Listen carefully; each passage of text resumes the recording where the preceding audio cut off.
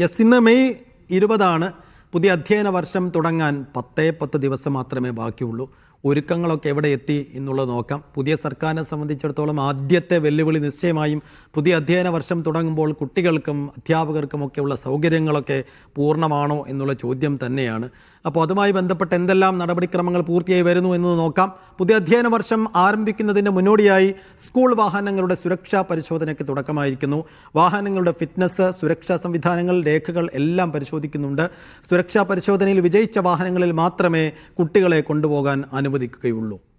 മുഹമ്മദ് റഫീഖ് വിശദാംശങ്ങളുമായി. റഫീഖ്, എവിടെയാണുള്ളത്? എല്ലാ കൊല്ലവും ഈ അധ്യയന വർഷം പുതിയ അധ്യയന കാലം തുടങ്ങുന്നതിന് മുമ്പുള്ള സുരക്ഷാ പരിശോധനയാണ്. ഇക്കുറി എന്തെങ്കിലും പുതിയ മാറ്റങ്ങളോ അല്ലെങ്കിൽ പുതിയ നടപടിക്രമങ്ങളോ അതിനകത്ത് നിലവിൽ വന്നിട്ടുണ്ടോ? എങ്ങനെ പുരോഗമിക്കുന്നു നടപടികൾ? സൈഫു, ഞാനിപ്പോൾ ഉള്ളത് കളമശ്ശേരിയിലാണ്. ഇവിടെ ആണ് എറണാകുളം ജില്ലയിലെ നല്ലൊരു ശതമാനം വാഹനങ്ങളും സുരക്ഷാ പരിശോധനയ്ക്കായി എത്തിച്ചുകൊണ്ടിരിക്കുന്നത്. ഇവിടെ ഇപ്പോൾ പരിശോധന നടന്നുകൊണ്ടിരിക്കുകയാണ്.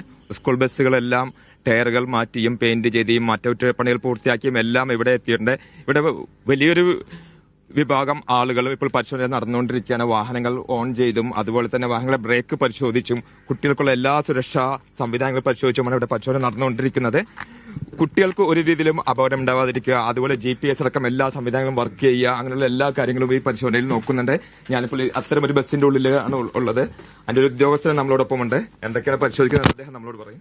നമസ്കാരം. നമ്മളിപ്പം എല്ലാ വർഷവും ചെയ്യുന്ന പോലെ തന്നെ സ്കൂൾ ബസ്സുകളുടെ പരിശോധനയാണ്. നമ്മളിപ്പോൾ എറണാകുളം RTOയുടെ ജുറിഷന് വരുന്ന വാഹനങ്ങൾ പരിശോധിച്ചിരിക്കുന്നത്. നിലവിൽ നമുക്ക് ഒരു ചെക്ക് ലിസ്റ്റ് പ്രകാരമുള്ള ഒരു 35ഓളം കാര്യങ്ങൾ പറയുന്നുണ്ട്. അതാണ് നമ്മൾ നോക്കിക്കൊണ്ടിരിക്കുന്നത്. നിലവിൽ പരിശോധനയിൽ ആദ്യഘട്ടത്തിലൊക്കെ തന്നെ എല്ലാ സ്കൂളുകളും നല്ല നിലവാരം ബസ്സുകൾ പുലർത്തുന്നുണ്ട്.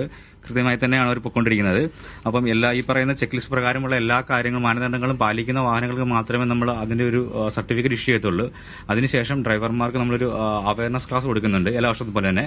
അപ്പം അതുപോലെ തന്നെ നമ്മളിപ്പോൾ പരിശോധിക്കുന്നത് മെയിനായിട്ടും ഈ വാഹനത്തിന്റെ ഫിറ്റ്നസും അതുപോലെ തന്നെ ഡ്രൈവറുടെ പ്രവൃത്തി പരിചയവും ഡ്രൈവർ എന്തെങ്കിലും ഒഫൻസിൽ പെട്ടുണ്ടോ എന്നുള്ള കാര്യങ്ങളൊക്കെയാണ് നമ്മൾ നോക്കിക്കൊണ്ടിരിക്കുന്നത്.